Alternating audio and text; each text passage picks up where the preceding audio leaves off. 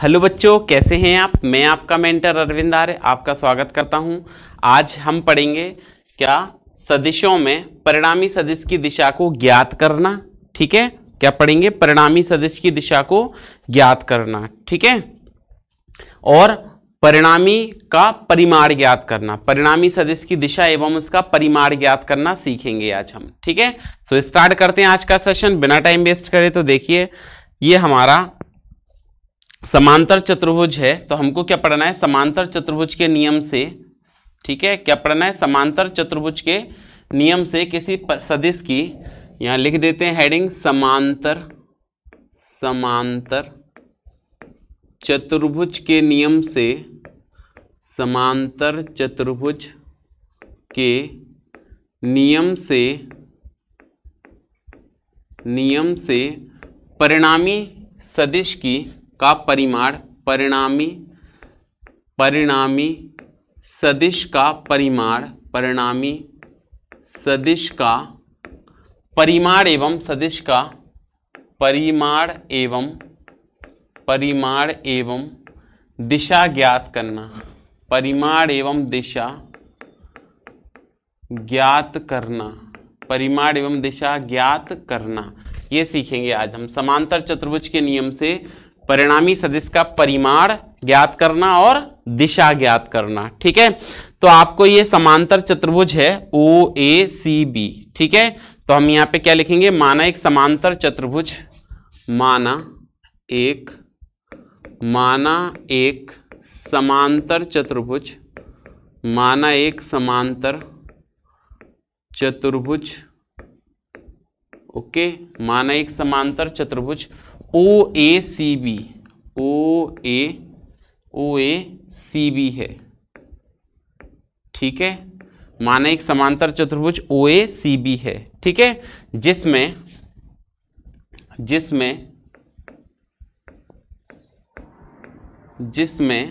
ठीक है, क्या लिखा है हमने? OA वेक्टर बराबर A वेक्टर है। इस समांतर चतुर्भुज में हमारा OA, जिसमें OA वेक्टर बराबर आपने क्या माना है? A वेक्टर माना है। OA वेक्टर को A वेक्टर, AC वेक्टर को क्या माना है? AC वेक्टर को हमने माना है B वेक्टर। ठीक है, फिर देखो, अगर ये समांतर चतुर्भुज है तो ये देखो डायरेक्शन इसकी ऐसे होनी चाहिए, दिशा हो गई इसकी ऐसे होनी चाहिए दिशा। अब समांतर चतुर्भुज है तो ये भुजाएं आपस में समांतर होंगी तो इसकी दिशा भी इधर ही होगी, और ये परिणामी को व्यक्त करता है। इसको हमने थोड़ा सा आगे एक्सटेंड किया और ये 90 डिग्री का एंगल बना रहा है। ठीक है, ये एंगल बीटा और ये वाला अल्फा। ठीक है, ये ध्यान रखना। और ये पूरा एंगल कितना है? ये पूरा कोण है आपका थीटा। ये कंप्लीट कोण कितना है? थीटा है। अगर ये थीटा तो संगत कोणों से ये भी पूरा क्या बनेगा? थीटा बनेगा। ये हमने अभिलंब बनाया तो ये कितना डिग्री है? 90 डिग्री है। ठीक है, इतनी बात समझ में आ गई। तो देखो, OA वेक्टर बराबर A वेक्टर है, और अगर ये A वेक्टर है तो ये भी क्या होना चाहिए? A vector. ये B वेक्टर है, ये वाली लाइन, तो ये भी क्या होना चाहिए? B vector. ठीक है, ये B वेक्टर होगा। ठीक है, इतनी बात समझ में आ गई। अच्छा, तो ये माना एक समांतर चतुर्भुज OACB है, जिसमें OA वेक्टर बराबर A वेक्टर, AC वेक्टर बराबर क्या है? B वेक्टर है। ठीक है, एवं अब देखो, OA वेक्टर के समांतर क्या है? BC vector. तो आप यहां पे ऐसे भी कह सकते हो, हम यहां पे ऐसे भी लिख सकते हैं क्या, कि जो आपका OA वेक्टर है, क्या लिख सकते हैं? OA वेक्टर बराबर BC वेक्टर, OA वेक्टर बराबर BC वेक्टर बराबर A वेक्टर। ठीक है, और AC वेक्टर बराबर OB वेक्टर, और क्या लिखेंगे? AC वेक्टर बराबर OB वेक्टर बराबर AC वेक्टर OB वेक्टर के बराबर है, और इसको आपने क्या माना है? B वेक्टर माना है। ये परिणामी है। OC वेक्टर बराबर आपने परिणामी लिया है, तो OC वेक्टर को हमने क्या लिखा है? R vector. इतनी बात क्लियर हुई? ओके, अब हमको ए समांतर चतुर्भुज में हमने क्या किया? इस लाइन को थोड़ा सा आगे एक्सटेंड कर दिया। ये वैसे समांतर चतुर्भुज आपका ऐसे बनेगा, इस तरह से। एक साइड हो गई, ये दूसरी साइड हो गई। ये मैं बता देता हूं आपको। ठीक है, समांतर चतुर्भुज का फॉर्मेशन किया है, ये ऐसे बना है इस तरह से। इसको हमने थोड़ा सा आगे बढ़ाया 90 डिग्री पर, इसको एक्सटेंड कर दिए 90 डिग्री है। ये इस तरह इसका बन रहा है ये समांतर चतुर्भुज। ठीक है, ये इसकी दिशा हो गई इस तरह से, ये समांतर है और ये परिणामी हो गया। तो समांतर चतुर्भुज के नियम से बनाना था, तो हमने ये क्या बना दिया, इसका परिणामी बना दिया। आपने इसको क्या माना है, ए वेक्टर माना है, इसको क्या माना है, फिर बी वेक्टर माना है, ये आपका क्या हो गया, आर वेक्टर हो गया। आर वेक्टर की दिशा हो गई, ये ओ ए, ये बी सी, ठीक है, इस तरह से लिया है। इसको आपने आगे एक्सटेंड किया तो ये एन हो गया। ये बात समझ में आ गई। ये कंप्लीट एंगल जो था वो क्या था, थीटा था, और ये वाला थीटा है तो ये भी एंगल क्या बना आपका, थीटा बनेगा, ठीक है। ये ऊपर वाले एंगल को आपने क्या कहा है, अल्फा, और नीचे वाले एंगल को क्या कहा है, बीटा। कहने का मतलब है जो थीटा है वो किसके बराबर है, अल्फा प्लस बीटा के बराबर है। थीटा जो एंगल बन रहा है आपका, जो एंगल थीटा बन रहा है वो किसके बराबर बन रहा है, अल्फा प्लस बीटा के बराबर बन रहा है, ठीक है। अब हमने क्या किया, यहाँ पे एक समकोण त्रिभुज का उपयोग किया। किसका उपयोग किया, समकोण त्रिभुज का उपयोग किया। तो कौन सा समकोण त्रिभुज ले रहे हैं जरा ध्यान दें। तो हमने यहाँ पे लिखा बेटा समकोण त्रिभुज ओ एन सी में, क्या लिखा हमने, समकोण त्रिभुज, समकोण त्रिभुज कौन सा ले रहे हैं, ओ एन सी में, ओ एन सी में, ये एक समकोण त्रिभुज ले रहे हैं। कौन सा ले रहे हैं, ओ एन सी, ये समकोण त्रिभुज ले रहे हैं। समकोण त्रिभुज ओ एन सी में पाइथागोरस प्रमेय से, पाइथागोरस प्रमेय से, ठीक है। इसमें हमने कौन सा त्रिभुज में कौन सी प्रमेय लगा दी, पाइथागोरस प्रमेय लगा दी। अब अगर ये पाइथागोरस प्रमेय आप इसमें अप्लाई करोगे तो पाइथागोरस प्रमेय क्या कहती है, कर्ण का स्क्वायर बराबर आधार का स्क्वायर प्लस लंब का स्क्वायर। तो पाइथागोरस प्रमेय को हमने अप्लाई किया और पाइथागोरस प्रमेय कह रही है आपसे कि कर्ण का स्क्वायर बराबर आधार का वर्ग, ठीक है, प्लस लंब का वर्ग। ओके, ये समझ आ गया। पाइथागोरस प्रमेय लगाई तो पाइथागोरस प्रमेय क्या कहती है, कर्ण का स्क्वायर बराबर आधार का स्क्वायर प्लस लंब का स्क्वायर। वैल्यू लिख लेते हैं फटाफट से। कर्ण क्या है आपके पास, ओसी। अब लेकिन अगर ये वेक्टर फॉर्म मानोगे तो ओसी का मॉड लगाना पड़ेगा, इसका स्क्वायर। बात क्लियर हुई। मॉड का मतलब क्या होता है, मॉड का मतलब क्या होता है, अदिशमान। मॉड का मतलब क्या होता है, आपको बताया था कि आप कहीं पर सिंपली मॉड ए वेक्टर को सिंपली ए भी लिख सकते हो, मॉड ए वेक्टर को ए लिख सकते हो। अब आपको याद होना चाहिए, मॉड ए वेक्टर को आप क्या लिख सकते हो, ए लिख सकते हो। इसलिए मॉड ओ सी स्क्वायर को अगर मैं ओ सी स्क्वायर भी लिख दूं तो भी कोई दिक्कत नहीं है। बात समझ में आई। अब मॉड क्यों लगाना है, क्योंकि यहाँ पे पाइथागोरस प्रमेय की बात कर रहे हैं और अदिश मानों की बात कर रहे हैं, ठीक है। आधार कितना है, ओ एन स्क्वायर। तो ये बराबर में लिखा मैंने मॉड ओ एन वेक्टर का क्या स्क्वायर प्लस लंब। लंब कितना है इसमें, एन सी वेक्टर। तो हमने लिखा मॉड एन सी वेक्टर का स्क्वायर। ये क्लियर हुआ। अच्छा जी, अब इसको आगे सॉल्व करेंगे तो ये हमने लिखा ओ सी स्क्वायर बराबर O N square plus N C square, ठीक है। ब्रेक कर लेते हैं तो यह जाएगा आपका क्या, ओ सी स्क्वायर। क्या आया आपके पास में यहाँ पे, इसको हमने थोड़ा सा ब्रेक किया तो आपने क्या लिखा, ओ सी स्क्वायर बराबर ओ एन। ओ एन की वैल्यू देखें जरा क्या है, ओ एन की वैल्यू देखें, चित्र में देखें ओ एन की value, O A plus A N, O A plus A N. तो हमने लिखा ओ ए प्लस ए एन, इसका क्या किया, स्क्वायर कर दिया, प्लस एन सी का स्क्वायर, ठीक है। यहां पे आप क्या कर सकते हैं, ए प्लस बी का होल स्क्वायर का फॉर्मूला अप्लाई कर सकते हैं। क्या करेंगे, ए प्लस बी का होल स्क्वायर सॉल्व करेंगे, ठीक है। तो हमने यहाँ पे ए प्लस बी का होल स्क्वायर सॉल्व किया एक बार, तो देखो O C square equal to A square plus B square, तो A N square plus 2ab, तो plus 2 O A N, O A into A N plus N C square, ठीक है। अब जो वैल्यू आपको पता है उनको मान रख लेते हैं। तो ओ सी आपने क्या माना था, ओ सी की वैल्यू जो थी आपके पास वो क्या थी, ओ सी की वैल्यू हमारे पास थी आर वेक्टर, ओ सी की वैल्यू आर वेक्टर है। ओ ए की वैल्यू क्या है, ए है, ए का स्क्वायर। ए एन की वैल्यू क्या है, ए एन कैलकुलेट करना पड़ेगा, ठीक है। और एन सी क्या है, एन सी की वैल्यू भी आपको यहाँ पे एन सी की वैल्यू कैलकुलेट करनी पड़ेगी, ठीक है। तो इनके मान हमको क्या करने हैं, ये आगे के मान हमको क्या करने हैं, ज्ञात करने हैं।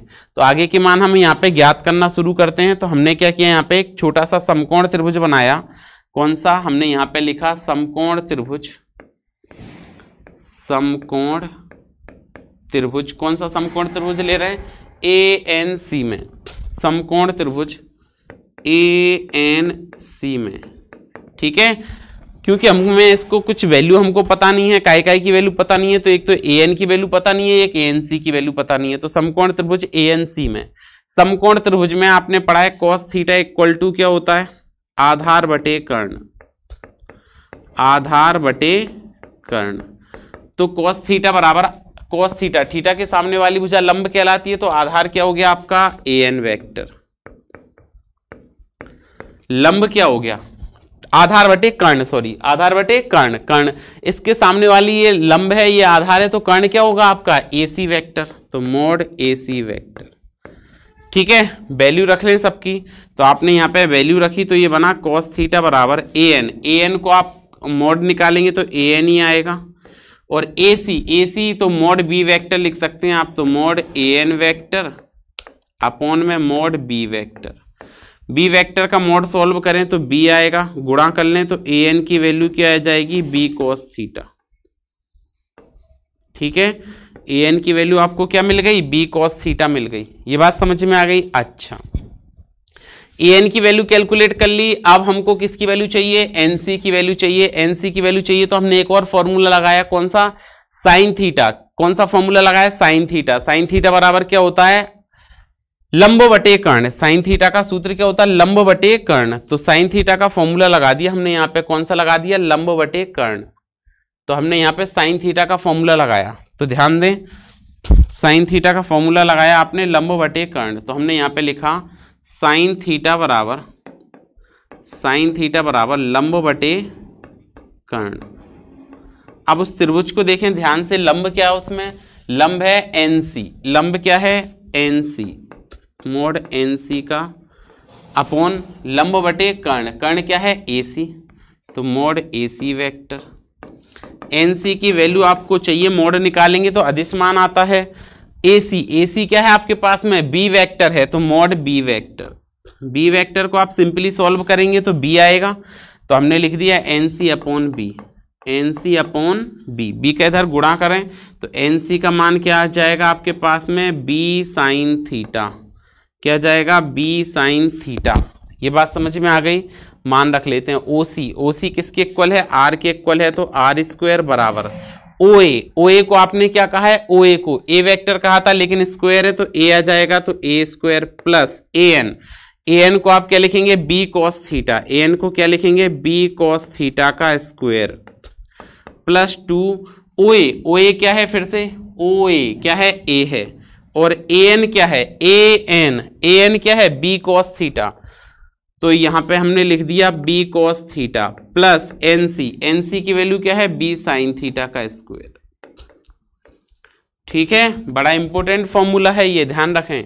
आगे हमने इसको सॉल्व किया तो ये क्या बना, R² बराबर A² plus B² cos square theta, ठीक है, plus 2AB cos theta plus B² sine square theta, ये समझ आ गया।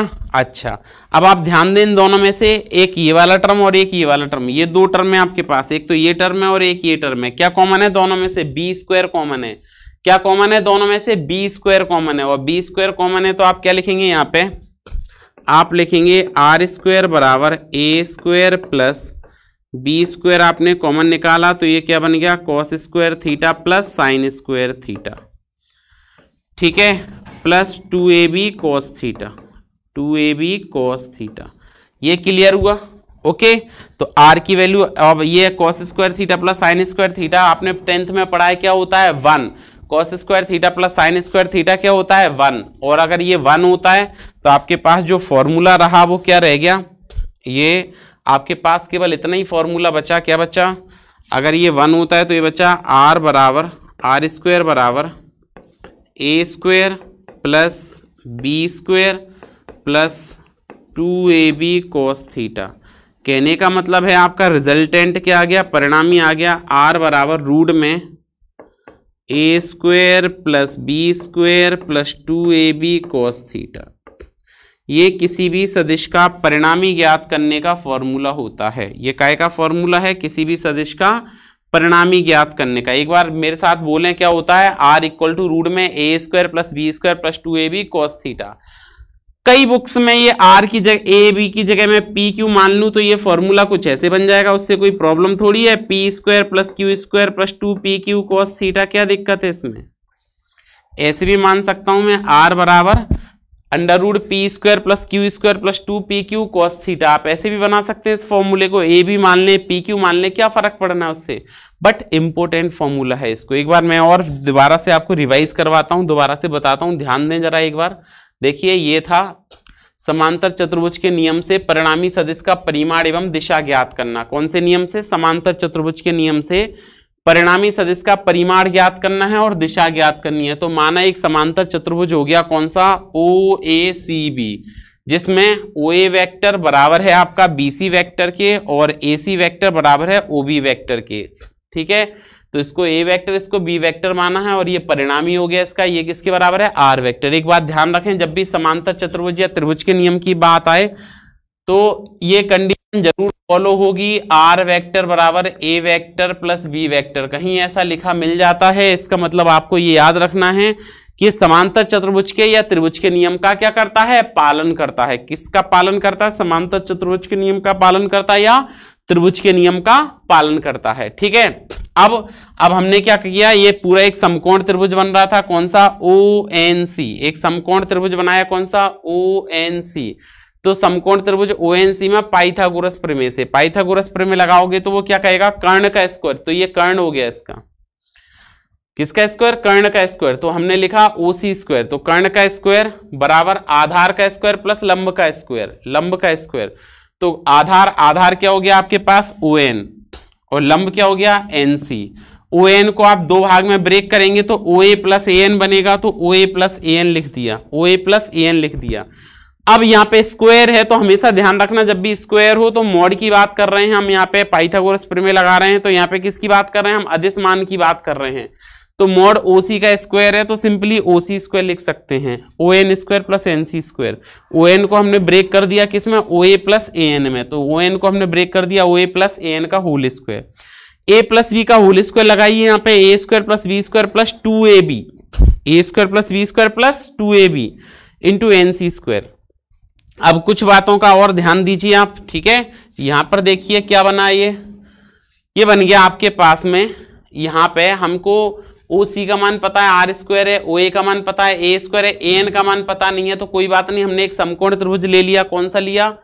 ANC। कौन सा समकोण त्रिभुज लिया? ANC। ANC, ये एक समकोण त्रिभुज लिया। कौन सा समकोण त्रिभुज लिया? ANC।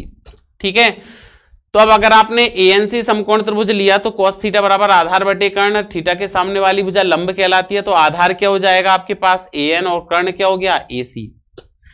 AN mod AN vector upon AC को हमने क्या लिखा है? इसको सिंपली B वेक्टर लिखा। मॉड कैलकुलेट कर लें तो AN बटे B, गुणा कर लें तो AN की वैल्यू आ गई B cos थीटा। फिर हमने एक और बार इस फॉर्मूले का यूज किया तो साइन थीटा लगाया। साइन थीटा बराबर क्या होता है? लंब बटे कर्ण। लंब कितना है आपके पास में?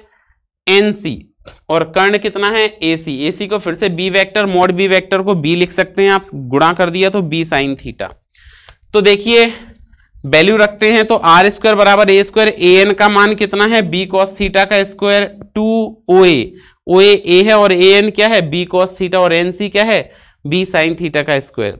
होल स्क्वायर सॉल्व करें तो R स्क्वायर बराबर A square plus B square cos square theta plus 2AB cos theta plus B square sine square theta. इसमें से देखिए B स्क्वायर कॉमन आ रहा है दोनों में से, तो cos square theta plus sine square theta क्या होता है? 1। cos square theta plus sine square theta क्या होता है? 1 होता है।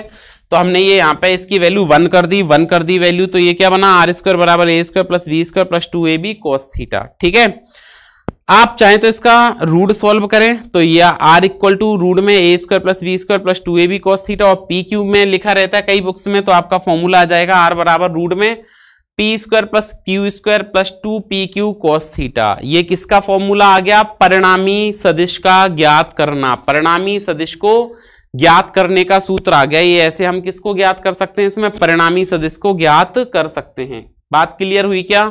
अच्छा, एक बात का ध्यान रखें, A N B cos theta और N C B sine theta है। A N B cos theta और N C B sine theta है। आगे चलते हैं इसके बाद हम अब परिणामी सदिश की दिशा ज्ञात करते हैं। क्या कर रहे हैं हम? परिणामी सदिश की दिशा को ज्ञात करते हैं। तो जैसे ही आप यहां पे परिणामी सदिश की दिशा को ज्ञात करेंगे तो देखिए परिणामी सदिश की दिशा क्या बनेगी, इसमें इसको भी ज्ञात करते हैं। तो हमने लिखा परिणामी सदिश की दिशा। परिणामी सदिश की दिशा आपको अगर ज्ञात करनी है तो पहले तो मैं ये डायरेक्शन बना दूं। ये कुछ ऐसे बनी थी, समांतर चतुर्भुज है ये आपका, ठीक है, ये इस तरह से। तो हमने यहाँ पे हेडिंग लगाई परिणामी सदिश की दिशा। अभी तो परिणामी सदिश ज्ञात किया और परिणामी सदिश कितना आया, आर बराबर रूट में A square plus B square plus 2ab cos theta. R बराबर रूट में A square plus B square plus 2ab cos theta. अब हमने यहाँ पे लिखा परिणामी सदिश की दिशा। परिणामी सदिश की दिशा। कभी भी परिणामी की दिशा सदिश में, कभी भी पूरे फिजिक्स में याद रखें ये बात, कभी भी परिणामी की दिशा पूछी जाए, किसकी दिशा पूछी जाए, परिणामी की दिशा पूछी जाए, तो वो हमेशा tan थीटा से आएगी। किससे आएगी? परिणामी की दिशा tan थीटा से आएगी। अच्छा, ध्यान रखें हमने क्या लिखा था, an का मान जो हमारे पास मिला था, an क्या मिला था, b cos थीटा। पिछले डायग्राम में हमने इसको प्रूव भी किया था कि an आपके पास क्या है, b cos थीटा, और एनसी क्या है, बी साइन थीटा। तो इसको ध्यान रखें, एनसी क्या है, बी साइन थीटा, एन क्या है, बी कॉस थीटा, एनसी क्या है, बी साइन थीटा, ये ध्यान रखें।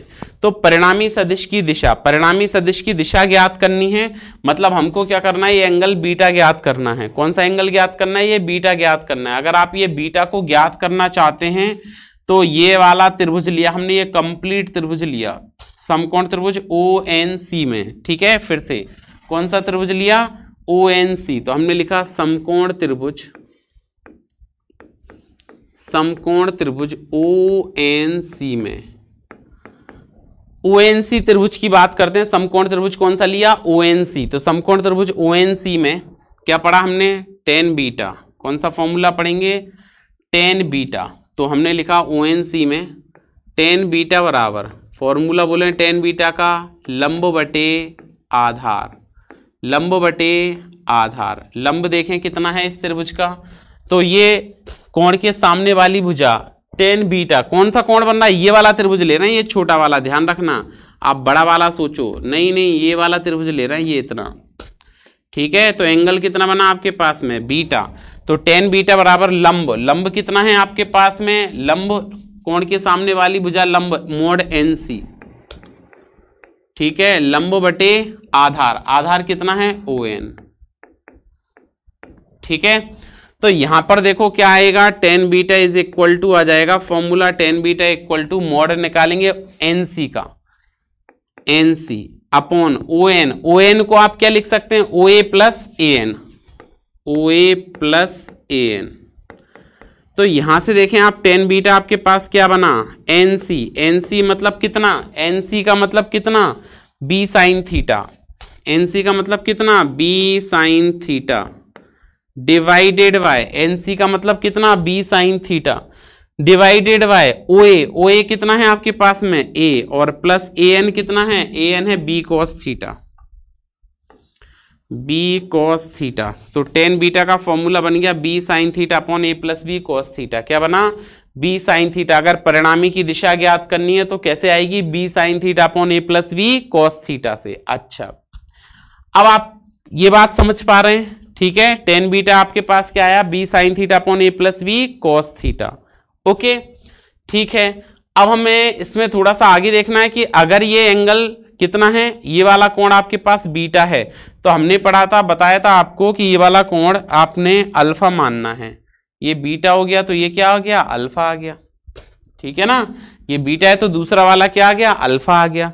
अगर अल्फा आ गया तब आप ये tan बीटा की जगह tan अल्फा से कैलकुलेट कर सकते हैं, ठीक है। ये बीटा की जगह किससे कैलकुलेट कर सकते हैं, अब ये वाला अल्फा से। तो यहाँ पे थोड़ा सा चेंज आएगा, tan बीटा की जगह आपको अगर tan अल्फा मिल जाए, क्या मिल जाए, tan बीटा की जगह क्या मिल जाए, tan अल्फा, तो A साइन थीटा बनेगा। फिर फॉर्मूला क्या बनेगा, A साइन थीटा, ध्यान रखें, A sine theta upon B plus A cos theta, ये बन जाएगा। ठीक है, तो ये हमने परिणामी की दिशा को ज्ञात कर लिया, परिणामी सदिश को ज्ञात कर लिया और परिणामी की दिशा को ज्ञात कर लिया।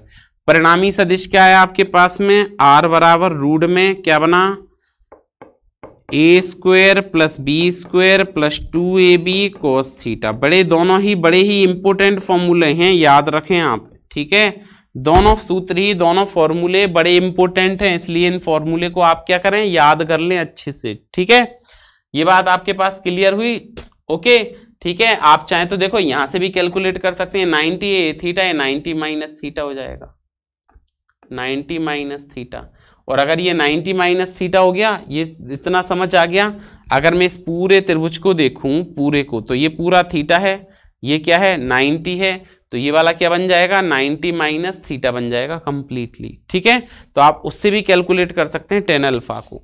तो ठीक है, तो ये हमने आज परिणामी सदिश की दिशा ज्ञात की और कल से हम इस पर कुछ और न्यूमेरिकल सॉल्व करेंगे। तो कल फिर मिलते हैं एक नए कॉन्सेप्ट के साथ, तब तक पढ़ते रहिए, सुरक्षित रहिए।